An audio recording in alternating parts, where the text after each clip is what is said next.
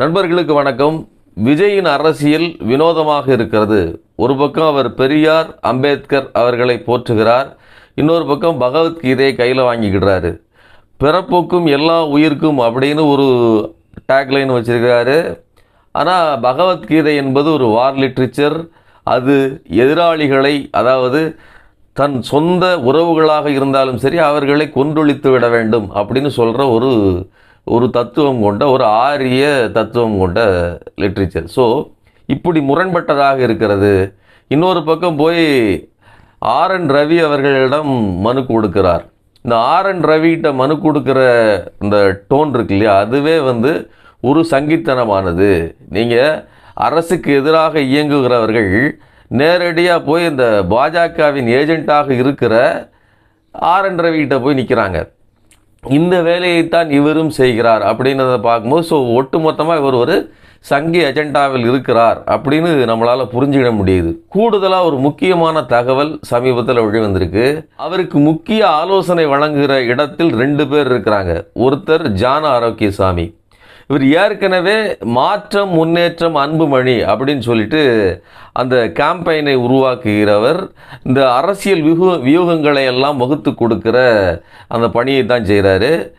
குறிப்பாக பிகே அவர்கள்ட்டையும் இவர் பணிபுரிந்ததாக சொல்லப்படுகிறது. ஸோ இவர்கள் ஒரு டேட்டா அனலைஸ் பண்ணி ஒரு அரசியல் வியூகத்தை வகுத்து கொடுத்து இப்படியெல்லாம் நாம் சண்டையிட வேண்டும் அப்படிங்கிற ஒரு கம்பெனியை நடத்தி வருகிறவர்.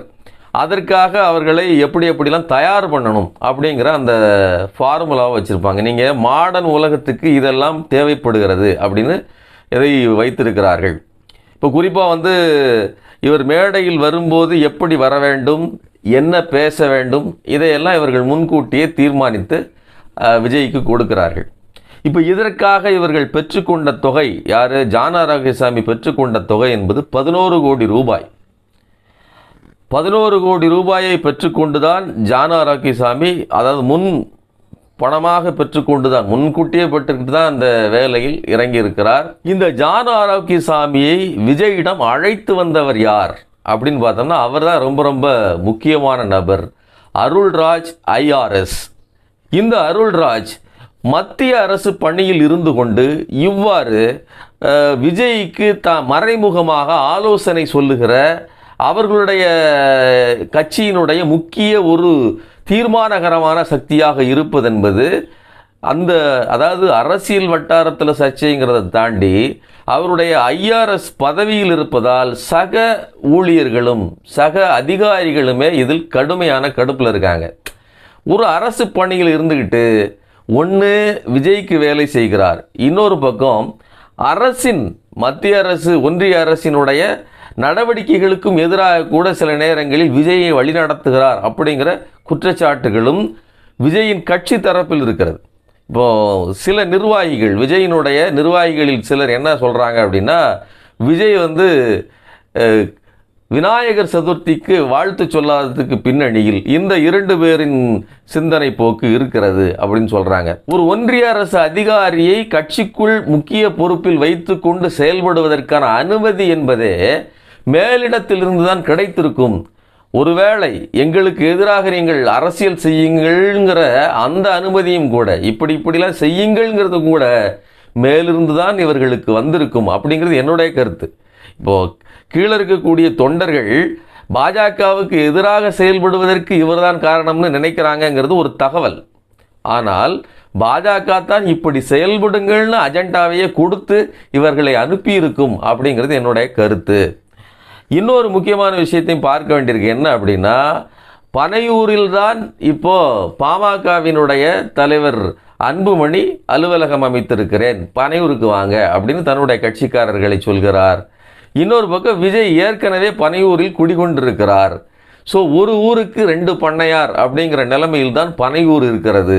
இப்போ இந்த கூட்டணி உருவாவதற்கு பின்னணியில் இது ஏதோ இடம் ஒரே மாதிரி அமைச்சிருக்காங்க அப்படிங்கிறது மட்டும் இல்லை, இவர்கள் இருவரையும் இணைத்து வைக்கிற அந்த புள்ளி என்பது அந்த இவர்களுக்கான ஆலோசகர்களாக இருக்கிற நபர்களிடமே இருக்கிறது.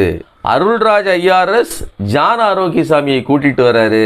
ஜான் ஆரோக்கியசாமி ஏற்கனவே அன்புமணியிடம் அன்புமணிக்கு வேலை செய்தவர். ஸோ இவர்களை இணைத்து வைப்பதற்கான ஒரு வேலை நடந்து கொண்டிருக்கிறது அப்படிங்கிறது நமக்கு வெளிச்சமாக தெரிகிறது. ஆனால் ஒரு விஷயத்தை நாம் சொல்லணும், விஜய் கட்சியோடு பாமக அன்புமணியை இணைத்து வைப்பதற்கான வேலை நடந்தாலும் பாஜக இதற்கு ஒத்துக்கொள்ளுமா? நாங்கள் உங்களுக்கு ஒரு வேலை கொடுத்துருக்குறோம், அதை நீங்கள் திமுகவுக்கு எதிராக செய்யுங்கள், ஆனால் எங்களுடைய கூட்டணியில் இருக்கக்கூடிய பாமகவை இழுத்து செல்லாதீர்கள் அப்படிங்கிறதுல அவங்க தெளிவாக இருப்பாங்க. பாஜக வகுத்திருக்கிற திட்டங்களுக்குள் இப்படிப்பட்ட உள் முரண்பாடுகள் இருக்கிறது அப்படிங்கிறத நம்மளால் பார்க்க முடிகிறது. இன்னொரு பெரிய சிக்கல் என்னன்னா, எந்த ஒரு கட்சியும் ஆலோசனைகளை, அதாவது ஒரு தகவல்களை அதிகாரிகளிடம் கேட்டுக்கொள், ஆனால் நடைமுறைப்படுத்துகிற போது அதுக்கு கட்சிக்காரர்களைத்தான் பிரதானமான வைத்திருக்கும். ஆனால் இந்த அருள்ராஜ் ஐஏஎஸ்ஐ பொறுத்தவரையிலும் விஜயின் எல்லா விதமான செயல்களையும் அவருடைய நடவடிக்கைகளையும் தீர்மானிக்கிற நபராக இருக்கிறார். இவர் சொல்றது தான் விஜய் முழுவதுமாக கேட்டு இயங்குகிறார் அப்படின்னு சொல்றாங்க.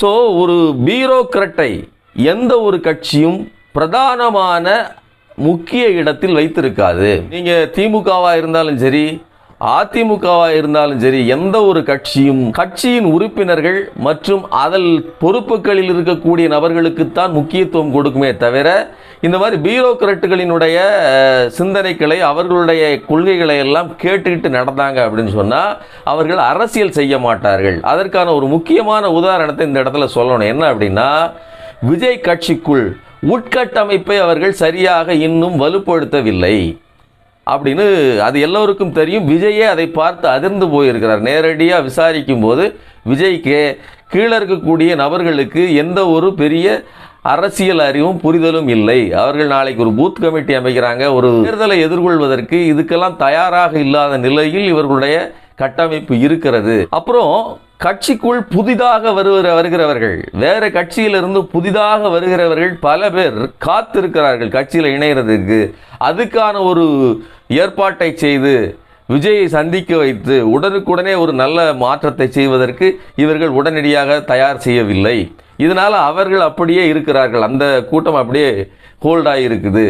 இப்படி கட்சியினுடைய வளர்ச்சிக்கு அதை ஸ்ட்ரக்சரலாக மெயின்டைன் பண்ணுறதுக்கு இவர்கள் எந்த வேலையும் செய்யவில்லை.